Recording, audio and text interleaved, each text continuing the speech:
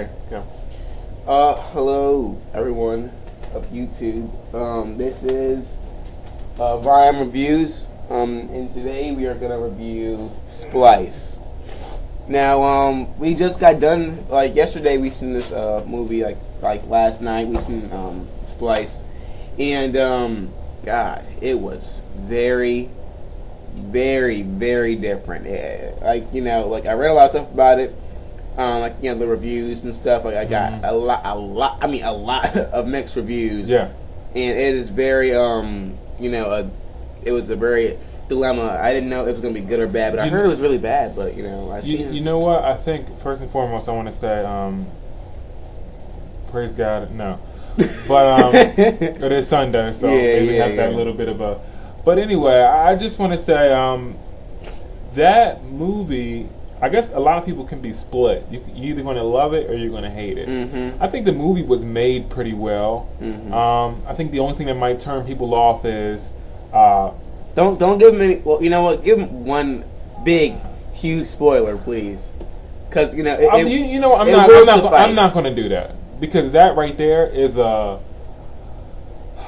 it's something that you don't think is going to happen. So I don't want to give that away, because that's kind of almost the biggest twist of the movie. Yes, it is. Not like and it's not even necessarily something that spins the story into something else, but it does. It's a part of it. So and one thing, if I can interrupt real quick, I might say one thing in the movie, they have Adrian Brody and this one chick in there who plays his they're like a couple. And they don't even do you see them interacting with each other as but you don't really see them kiss. You know what I'm saying? And it's like nothing really wrong with kissing. I mean, is she not want to kiss Adrian Brody? I mean, you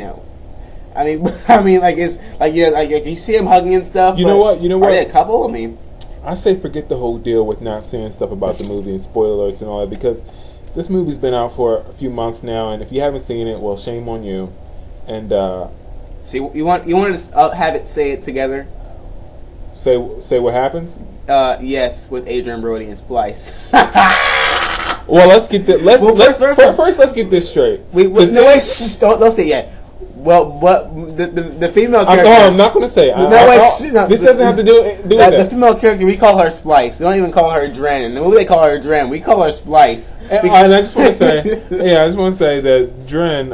They call her Dren because they're trying to find out if this creature can actually communicate the way a human being would. And they gave her some letters. They gave her some letters, and she spelled out nerd, which was the woman who was teaching her that the woman that half created her had it on her shirt. Had it on her shirt, the word nerd. So she spells out nerd, and then they're like, oh, we made a connection.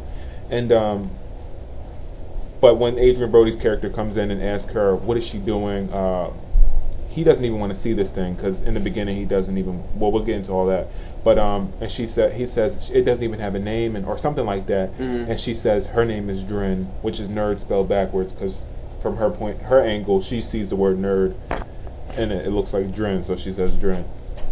So that's good, but in this review we're gonna call her Splice. We're gonna call her Splice because we've been calling her Splice for the whole movie. We've been calling her Splice, and we're just kind of used to it. So Splice. Splice it is, and Splice. F-Dren. Literally. And that's what we're gonna talk about right now, bro. Take it away. Well, let's start from the beginning, okay? Okay. We're gonna start from the beginning. It could be a long review. Like you were saying, Adrian Brody's character and the woman that played Elsa, I don't know her name. Yeah, well, we're just gonna call her Elsa in this case. But I'm gonna say what you were saying before. I'm gonna get on that same path, which is you don't see too much. You don't know in the beginning whether they're together or not. I don't know if that's a plot in the movie, if that's a point they want to make in the movie, that these two they're somehow together, but they work together, but they don't really have a huge sexual chemistry together. I don't know. It only was one part in the movie. Yes, you're interrupted, but what were you saying? Well, we're starting out talking about Adrian Brody and his relationship. I forget his name in the movie. In the movie, his name Clive. Clive? Okay, Clive's relationship. We're just going to call him, because I don't know her name. We're going to say Clive and Elsa.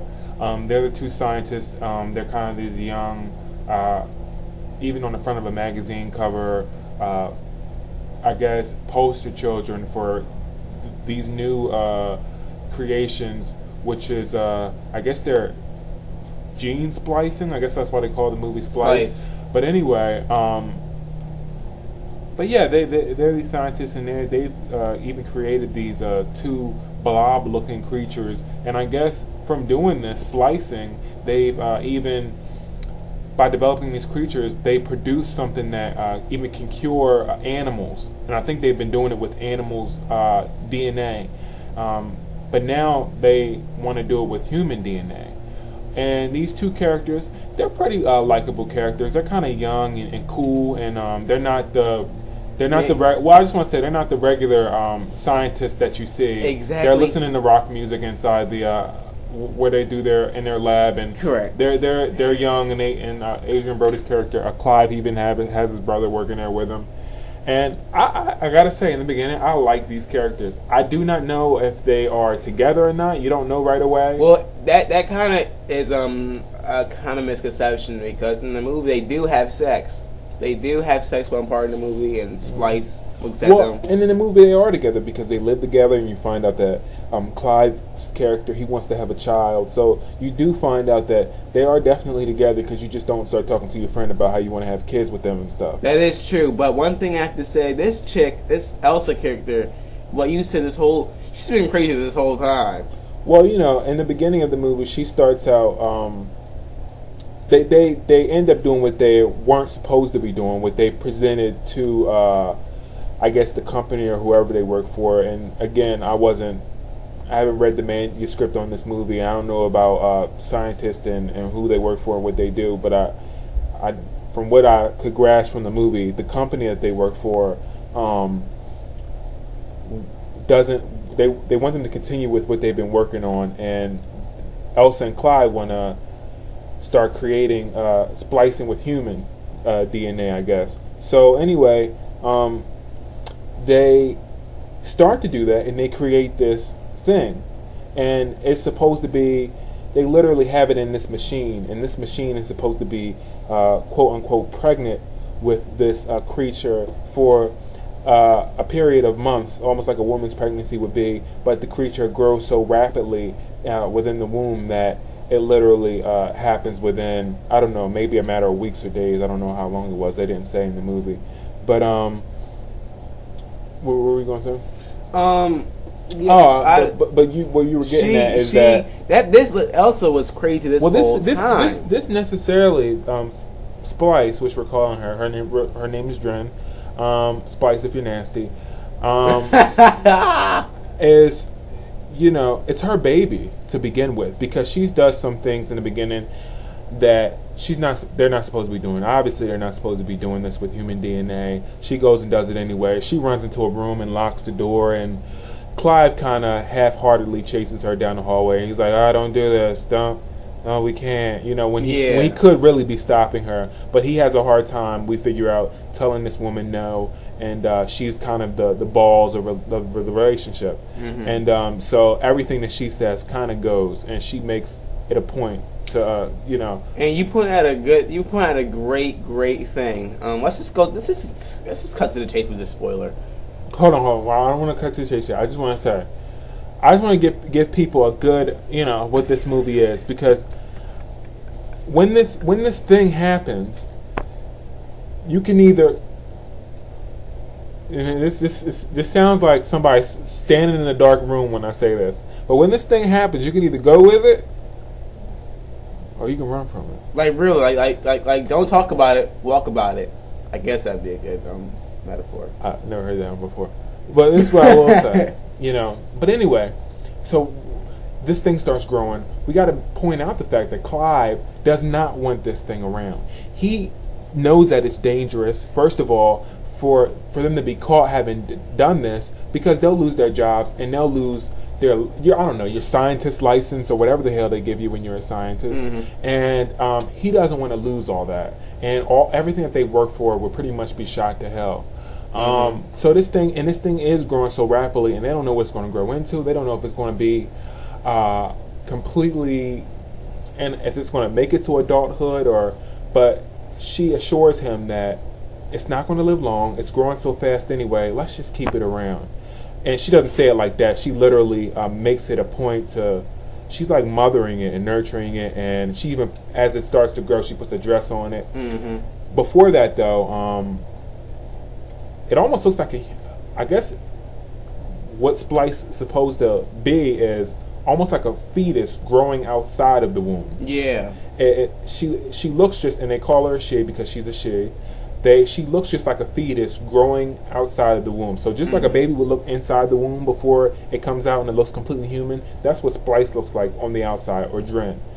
And so, but yeah, Adrian Brody's character Clive, he does not like this thing. They even get to a point where it starts to get really sick, and it needs water. And they put it in water. They said, well, what do you do? They're panicking. What do you do when you're sick, or cold bath? So they put it in water. Adrian Brody goes crazy and starts trying to drown the thing. Mm-hmm. What they find out though is that it stops moving. You think it's dead. Splice didn't really die, or Dren didn't really die. Yeah. She can breathe underwater, and she needs to be in water at some point. Because she can live on land and in water. Mm-hmm. So she just completely, at this point, has adapted herself to water, and they found this out, and he doesn't look like a murderer. He ends up looking like a hero when he really wanted to kill the hell out of this thing. I mean, and then we seen that scene, and you actually said when Elsa looked at Adrian Brody, or Clive. I'm just gonna call him Adrian Brody because I'm used to his name. But she looks at him like, she's like, oh my god, I can't believe you saved her. He's like, yeah. She's like, oh my god, what you did try to save her, weren't you? And he's like, you didn't know what to do, didn't you? He was like, yeah, like he's like trying to reassure her that he didn't know who he was. But one thing, like, she looked like he was like crazy, like how dare you even have the nerve to try to go and kill my my art creation. Is it so bad that he tried to kill this monster? This thing is a monster. It has a freaking stinger. It can kill someone in a heartbeat. Yeah, it has a stinger. They even have something put on it to protect it. But Elsa goes out of her way to remove it, to put a little dress on her, give her dolls, and treating her like it's her daughter. And meanwhile, they're continuing their experiments with the company which wants them to continue experimenting with, which is these two life forms they've created. And they find out that these two forms, at some point in the movie, they find out that they have changed gender. Or the one that was a female changed to male now. Before, in the beginning, they had them together and they were mating, but in a presentation to a crowd of people, these things completely, the one that was a male, wasn't a male before, completely grew some nuts, and they completely started killing each other, and it was in like a hormonal rage or something like that, and it was crazy. It was blood everywhere, spraying all over the audience, and it was like a freaking Rolling Stones concert back in the day. But I just want to say, so they find that out, and they don't necessarily connect this. I don't think they connect it right away to Splice or Dren. No, they don't. But anyway, they end up having to move her from the science lab, because this is a secret they've been keeping this whole time. Nobody knows. They've been keeping it in a compartment of the lab that's completely for them and their use only. They end up having to move this thing out of the lab. They put her in a box and they take her to a barn. They set it up almost like a home. They have a tank for her because she has to be in water. By this time, she's almost full-on adult. She pretty much is an adult. She's growing so quickly, and she's adapting, and she notices things and she learns them. She cannot speak. She makes these little kind of high squealing noises, but she can notice everything. Even at some point, she notices the two of them having sex, and you don't know if this has an effect on her, if she really is grasping what she sees, but she is. She's learning quickly. And but you start to notice as the movie goes on, this crazy bitch Elsa, she really, at first she wanted to say, she goes crazy trying to save this thing, and now it's almost frustrating her to keep Splice, and now she sees why Clive did not want to keep it in the first place. And you know what? And listen, like, because we were talking, and I was watching the movie, and I was like, the part, this is one part in the movie when she is very, very, she what's the word? She's upset with Elsa and runs like leaves at the barn, goes on top of the ceiling, like top of the roof of the barn, and you know, like because they're trying to reprimand Splice, and I'm thinking to myself, like, and then Clive, Adrian Brody's character, he's like, no, that something's wrong. Elsa, calm down. It's just a, you know, it's she's just having, you know, a problem, but you know she doesn't like it, and Elsa's like, no, I can't take care of this thing anymore. This is when I kind of got mad, because in the beginning of the movie, you see Clive, and he is sick of this thing. He even, like, he goes to the length of trying to kill this thing. He, you know, tries to drown this thing. And Elsa, you know, keeps trying to break her back in order to save this creature, right? But then, now you see it's Clive, and he's taking care of the thing. He is bonding with the thing, and Elsa's, you know, she's getting confused why she even started this thing in the first place, but you know, it's a little thing called character development. That's what it is. And that's what it is. It's character development. It's these characters almost start at two different ends of the room, turn back to back, and end up going backwards and in the other direction by the end of the movie. You know, Clive's character did not want this thing around in the beginning. He even tried to kill it before it got, you know, I guess if you want to call it an abortion, before the thing really grew up and became something that could ruin his career and could possibly, you know, harm them. I mean, because it was really a different entity that they never had dealt with before, and made up of things that they didn't even know as scientists what to make of. But as they started to get older, and Elsa had been treating her like a person, he started to, I guess, get feelings for it, and I guess he started to even love it. And he even said it on the roof when they were trying to get her off the roof, because she in this roof she grows wings. She, you know, gets wings, yeah, which is pretty cool. Right. And he says, Dren, we love you, you know, like, because, you know, this, like, thing, like, you know, like, wants love, and she knows what it means. So you know, she gives him right. a big hug. Or Splice hug. Splice hug. You know, but yeah, you know, and he, you can tell he's kind of developed, and I guess by this point he's thinking to himself, well, this thing it's Splice, and at this point, I'm sorry I haven't mentioned that Splice looks like a complete, almost human being. Obviously she has a tail, she can breathe underwater, so there must be some type of gills or something under her shirt or something. But she still has that weird kind of head.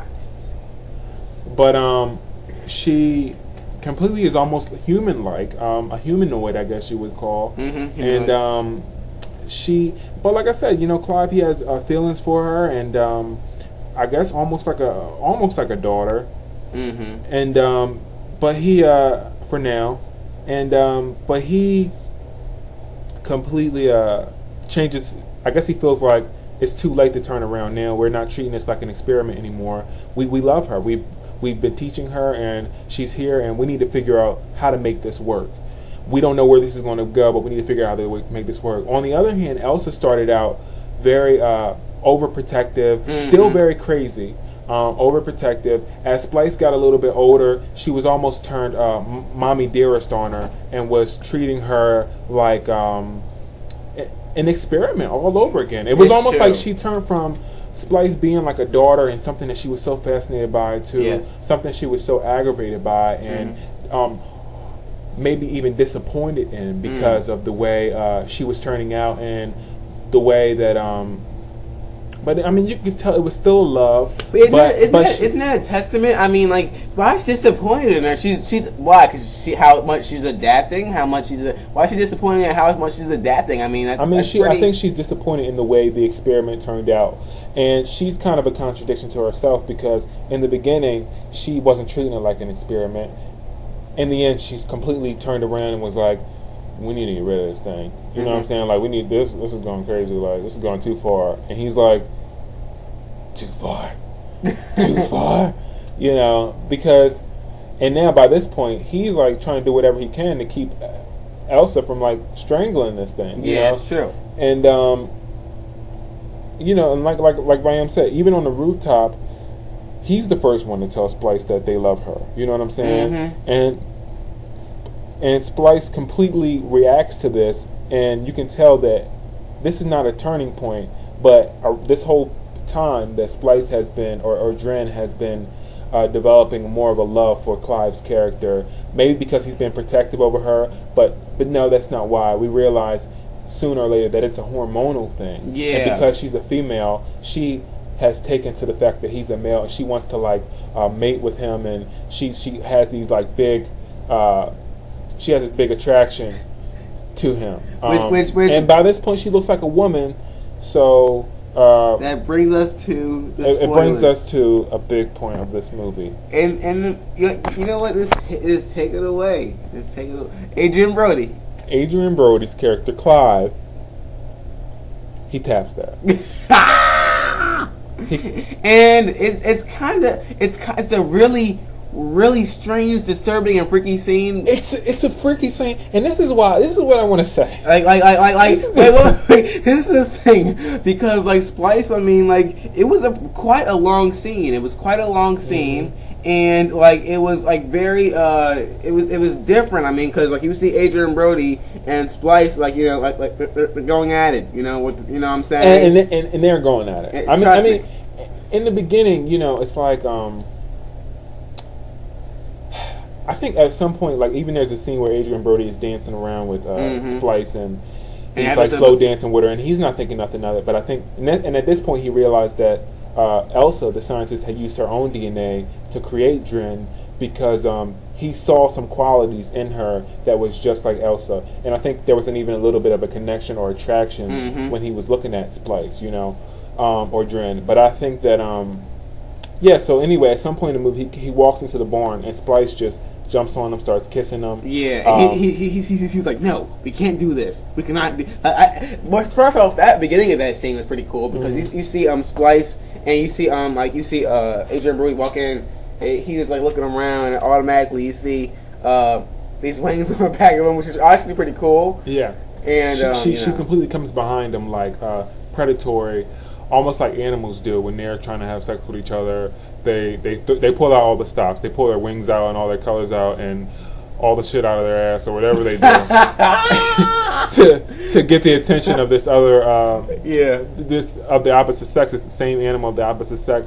But anyway, he tells Splice stop, and this you're thinking he's telling her stop like we can't do this, we can't do this. But it's not like when you're watching the movie, it's kind of weird to you because it's not like she's like his girlfriend's best friend or something like that. And she's like kissing him, and he's like, no, we can't do this, we can't do this.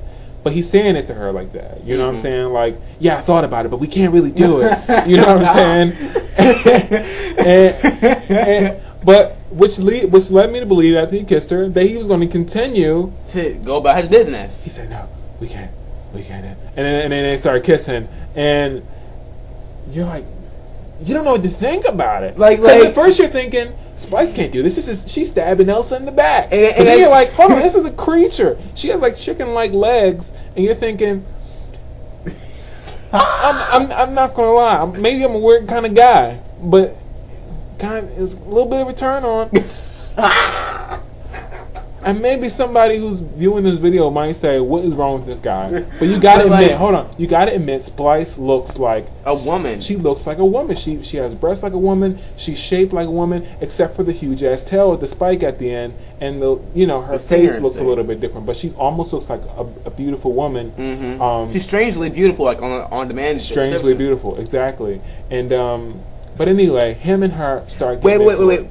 They get into it, and one thing I have to say about this scene, it didn't really remind me of it, but then again, it kind of did when you think about it. It reminded me of the sex scene from Avatar. It did a great deal because first off, I seen the unedited version of the movie, and it's really longer. It's the unedited version, like collector's edition, and I seen that.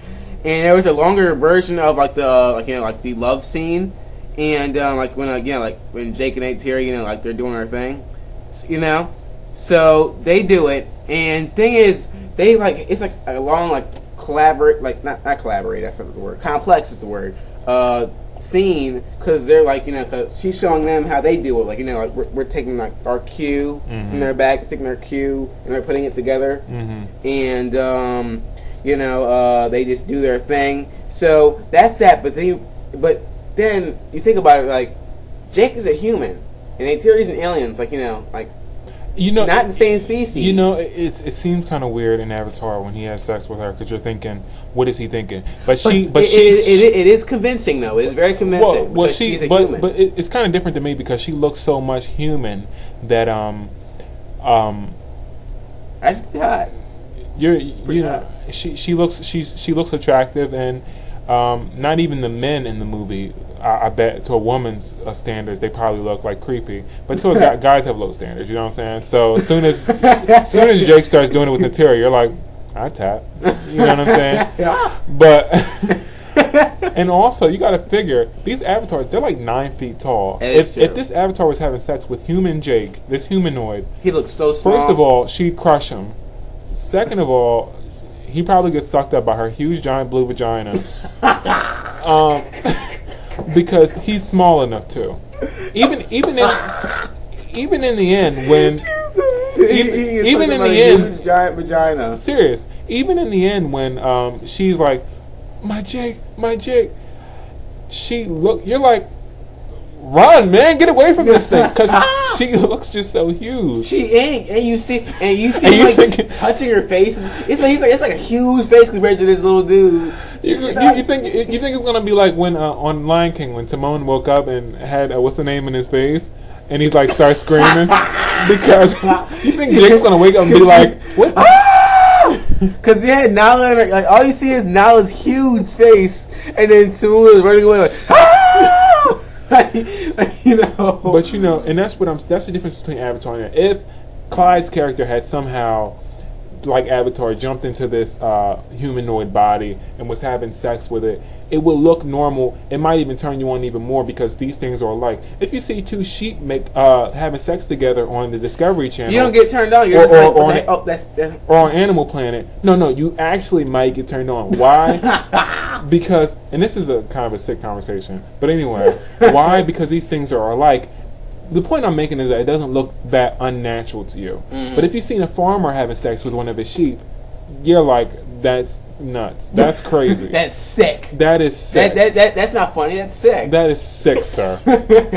At least you could have shaved it first. Hey, dude. Wait, well, like on Saturday Night Live when what's his name? He was like, oh yeah, I do earthquakes. I do plagues. I do big volcanoes. I do the people who work at the Acme. But when I see preserving kids, no, that's just sick.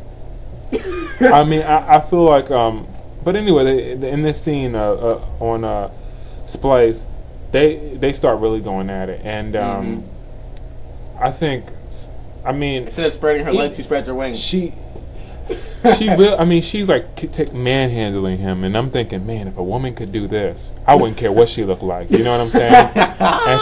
And she's like spinning him around, and I mean, it looks like some really good sex.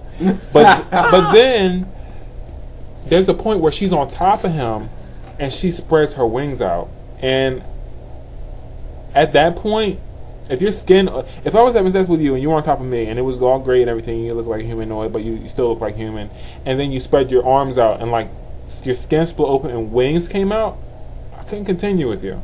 That would have been it for me. That would have been, you know. Afternoon delight.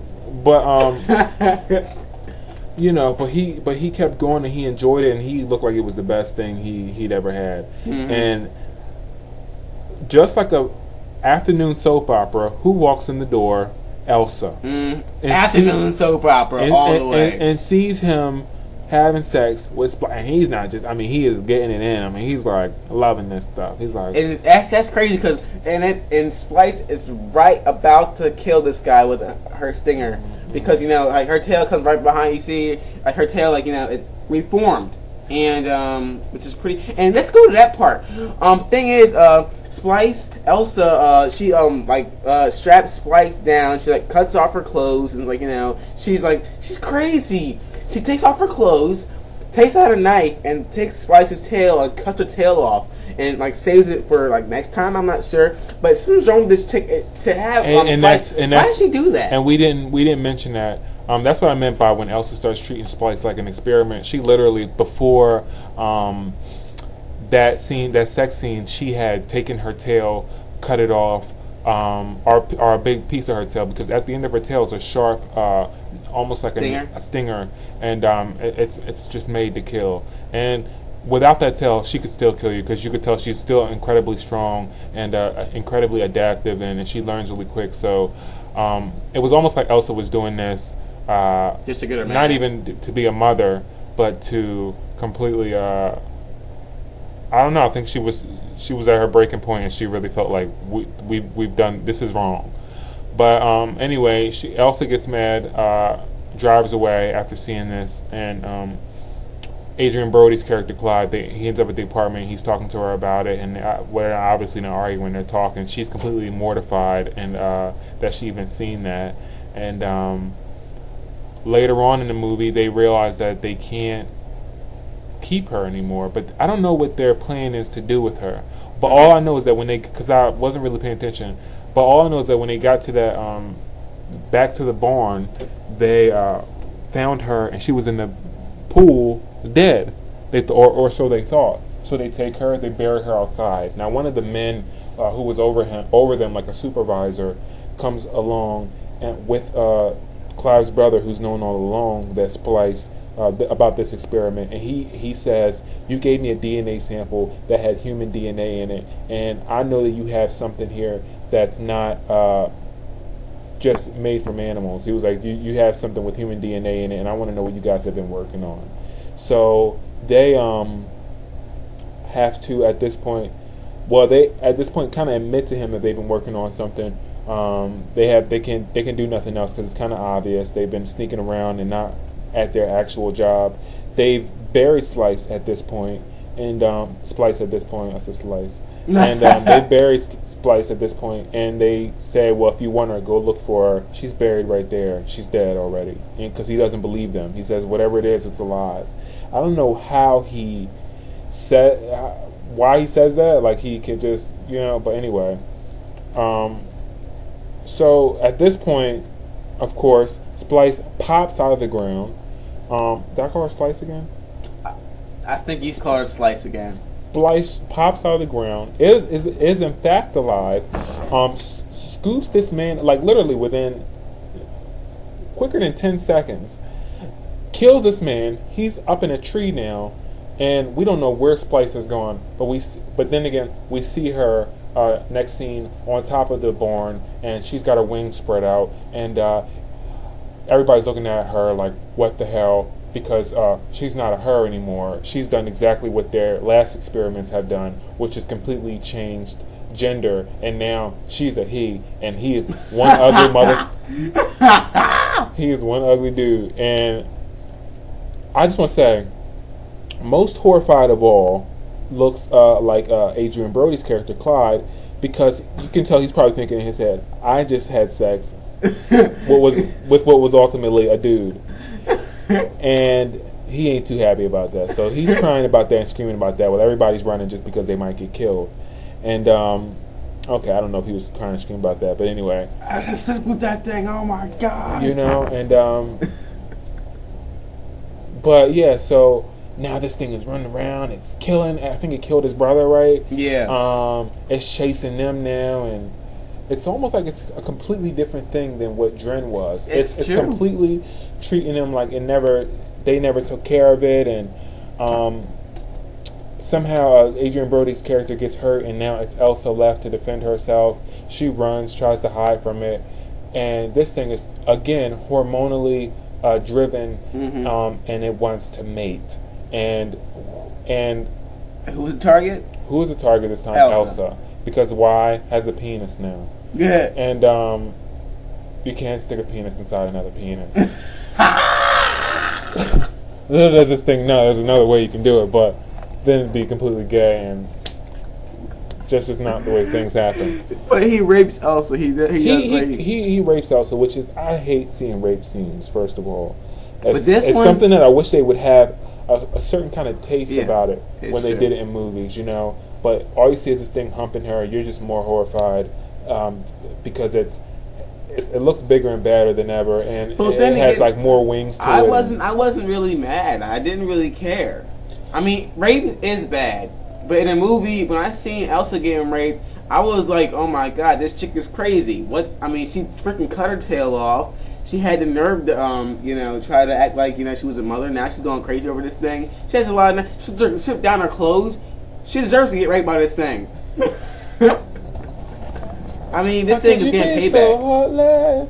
I mean, I didn't feel like, you know, I don't think anybody deserves to get raped, first of all. I mean, that's true. No matter what they did, you could be the biggest bitch of all time. This is fictitious, though. It is fictitious, and, you know, she's, of course, getting raped by this creature that she has no power over. You know, it's completely got, you know, like the strength of 10 men or something, and it's like got all these wings, and it's huge, and but anyway, it's raping her for about maybe a few seconds, or maybe a good 10-20 seconds before it gets a couple humps out, before Adrian comes over and completely smacks over the head with a shovel, and it's laying there. No, he doesn't smack it over the head with a shovel, actually. Elsa did that in the beginning. Elsa did that in order to strap her down. In order to strap her down when she was cutting her tail off. No, he actually comes over and stabs the hell out of it with some kind of branch that looked like it was carved into a knife, a stake. So anyway, he drives it through the thing. He pulls it out, and this thing completely, it does something to him. It hits him, or anyway, it hurts him. He's down. Now Elsa gets up and completely hits it over the head with a rock. It still has some power, though. Its head is bloody. Before it gets hit again, because I don't know why she hesitates, but before it gets hit again, it stabs with its tail. It stabs Adrian Brody's character and kills him. And he's dead instantly. Elsa then takes the rock and completely crushes Splice's or Dren's head, and that's the end of that creature. In the end, which is another huge shocker, which might mean that there's going to be a second movie. I'm not sure, though, because it's a small, independent kind of movie. But right at the end, we see her talking to the same woman we've been seeing the whole movie, who's been telling her that, no, you must continue our experiments, no humanoid creatures and all this craziness that you're talking. This same woman is telling her now that what we have, and I'm impressed by your Dren and what you've created, and I want people to see what you have. And she's kind of generalizing, not necessarily saying what she means, but kind of saying, she keeps saying that I want the world to see this, and this is going to be great, and we're going to be the first to have it, and, you know, things of that nature. So we realize once Elsa stands up that she is now pregnant. And we can only figure that it was by Splice. It was by Splice, or it was by Dren. Obviously, we're not going to see her, you know, on the Mars show with Clive and Dren, because both of her possible fathers are dead. Well, they're dead, but now she has this creature growing inside her, and we can only imagine what this is going to be like.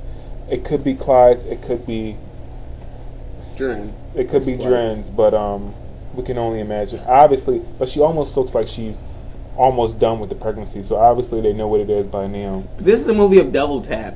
Literally. Double tap. Clive got a chance to double tap. He tapped Elsa and tapped Splice.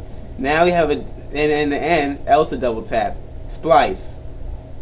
You know, it's a very different movie. It's a little strange. It's crazy because of all the things that you would see in a movie. You don't see scientists having sex with their creations. It's kind of a little sick. That's pretty much a huge thing, because, like, then I wonder, this movie is kind of, like, it's not logical. Like, when it comes to, you know, the scientists, because one thing I have to say, a scientist will not have sex with its creation, not even knowing what this thing is capable of, not even knowing what this thing even has, not even know if it will get infected with this stuff. I would be protected. I mean, the least I would do is at least get a condom. I mean, don't have sex with your creature, because it is a weird thing. This thing, it can possibly, you know, kill you, and it's about to kill Clive. But thing is, I mean, like, it probably, you know, has some, like, you know, like diseases. I mean, I don't know. I mean, it mixed with other animals and stuff. I mean, you know what I'm saying? I literally thought that Splice or Dren was going to be the one that was going to be pregnant because she did have sex with Clyde. But either way, I knew that somebody was going to be pregnant and there was going to be some type of creature involved. If it wasn't, I did not think that the thing was going to end up trying to rape Elsa and actually succeeding in making her pregnant. That was like far from my mind. But this is a movie full of surprises, definitely toward the end. And if I had to grade this movie, we usually do 5 stars. So something like that. Okay. If I had to grade it, I give it a solid 3 stars. Okay, that's reasonable. I give it 3 stars because it's entertaining. I feel like if not for the story, definitely for the shock value, and there's a lot of that definitely going on toward the end of the movie. And it's just an interesting. It's like I call it like a date night movie because it's one of those movies that you could see. It's kind of short and simple and just kind of crazy, and it really does keep your attention, even if you think that Elsa's a crazy bitch and you hate her. That's what movies are about, you know, it's getting you into a character. The character, like I said, is supposed to contradict itself at some point, you know, because that's character development, and they completely. It was an interesting story, so it was a different story, and I definitely liked it. It could have been just a stupid movie about scientists who created this thing and they were trying to keep it, but now it's out in the world and it's killing people, and that could have been it. But and that would have been fine. People would have seen it, I think, even more if it was just a movie about this thing swooping up people in the city, and it was scared and it was all over the news and it was like apocalyptic, you know, city because this thing is killing everybody. But I like it better this way. I actually like the movie, so I give it a solid 3. All right, well, that's good. My thing is, like, you know, the movie is very good. It has, like, you know, a lot of it is good for people who love horror and they love a lot of thriller movies and stuff. So I think that it's really good. You know, 'cause I like seeing stuff like that, and it's very entertaining to me. So I you know, like that kind of stuff. But I give it.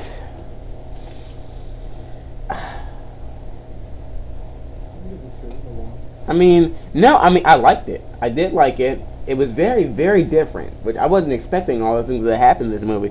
I give it 2.9999999 because it does deserve 3, but I give it negative 0.1 because, I mean, thing is, like, I give it 2.99 because it was it was good. But there were some parts that, you know, kind of confused. I mean, that's the character development. The character development, you know, happens in all movies. But, like, my thing is, like, you know, it's like the overall, you know, some of the characters that, you know, were in there that, you know, kind of caught me off guard. So I give it that. But it was a good movie. I suggest anyone who wants to watch this movie, go watch it. It is very different and very, it's pretty good. So I liked it. So Viam Reviews. Subscribe.